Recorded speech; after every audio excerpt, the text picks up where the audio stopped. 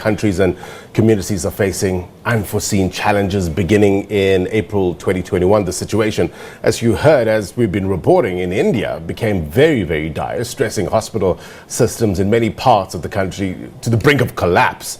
Now, as an NGO with a global network, chapters of BAPS Charities are making a coordinated effort to ensure oxygen concentrators from across the globe reach India. We are not joined by BAPS Charities spokesperson, Hemang Desai. Hemang, thank you very much indeed for your time. Welcome to the agenda. Morning, and thank you for having us. Let's just start off with regards to the situation in parts of India where some of your people are working. What information are you getting from the ground? Well, I think you summed it up very well in your earlier interview, where the dire need is in fact for oxygen concentrators. You discussed this with Dr. Puran, and he's made it quite clear that and our sources on the ground have also echoed his sentiment that for whatever reason, the way the virus has mutated, the most urgent, the most dire need is for oxygen concentrators. Breaths, in fact, turn into life. And that is something we are seeing, that is something we have been informed about. And our efforts are also concentrated in the same regard. What exactly are oxygen concentrators? You had the expert on that before me. And we also have team of doctors working with us here at BAPS Charities, locally and internationally. But I stand to be corrected. The way I have understood it is oxygen concentrators, in fact, give you the purest form of oxygen or the highest concentration of oxygen possible, which is extracted from water and then fed into through nasally to patients who need it in order to fight the virus, which may be wreaking havoc within their lungs. We're just looking at some visuals from India. Desperate family members of those who have COVID-19. We're getting reports that they are pleading for medication, they're pleading for oxygen, pleading for beds.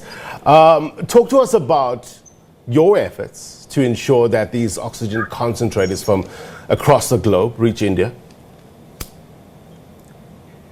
Sure. So BAPS Charities has a global network, and through all of our chapters across the world, we've tried to come up with a logistical chain which can efficiently ensure that hundreds of oxygen concentrators reaches the BAPS Charitable Trust in India, from where it will be distributed throughout our hospitals, clinics, and field clinics efficiently.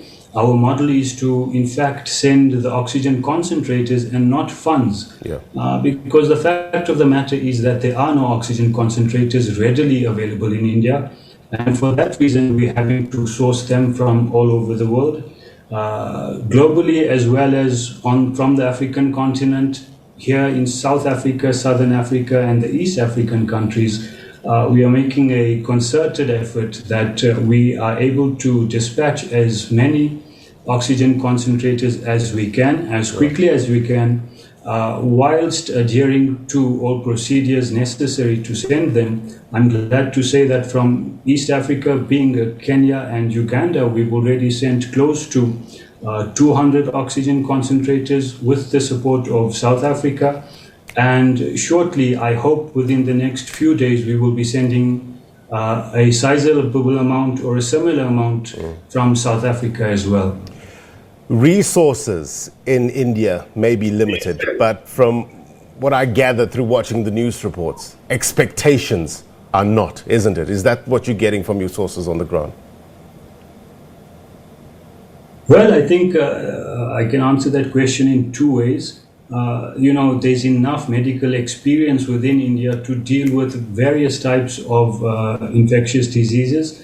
And they're using all of that experience on the ground to work as well as they can, efficiently as they can.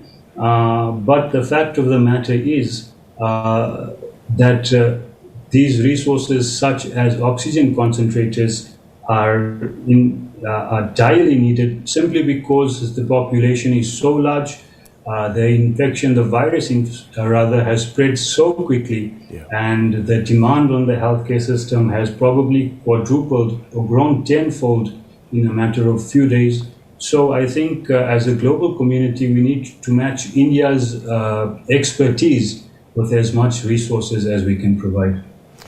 Hemang Desai, we thank you very much indeed for coming on and explaining some of your work on the ground in India. Thank you very much indeed. Just help me pronounce the acronym Is it BAPS? Not BAPS. It's BAPS, yeah? BAPS, yes. All right, BAPS Charities. Thank you very much indeed, sir. Best of luck to you and your team as well.